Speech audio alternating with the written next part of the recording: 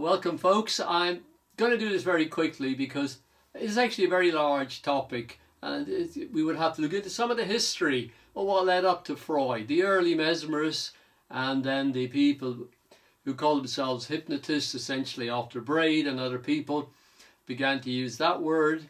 And then that would enable us to understand where Freud was coming from and where other people who distanced themselves from Freud's ideas took things, hypnosis, in a different direction. And because it's so large, and this is a short talk, I'm going to take the main points, condense it, and we can always do it in more depth at another time. And we do go into this in our Advanced Analytical Hypnotherapy course in more depth. So, well, there are a lot of overlaps and an awful lot of differences between psychoanalysis and hypnotherapy.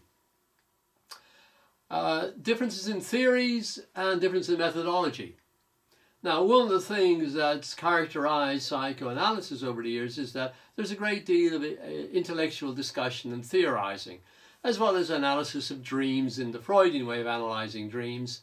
And of course, we always have to bear in mind that neo-Freudians have moved things on a lot since Freud's time to incorporate much more than the sexual etiology of neurosis and those ideas about sex being involved in so many kinds of problems, and the disruption and interference of family dynamics due particularly to the sexual dynamics under the surface. So that leads, and I don't want to oversimplify Freud's ideas and do him an injustice, but at the end of the day, a lot of it comes down to some simple ideas he had that were the basis of Freudian theories of the unconscious and the id, and how these impact then on our functioning in life. So there is that great intellectual element to it. Theorizing, which you put onto the client, interpret their experiences,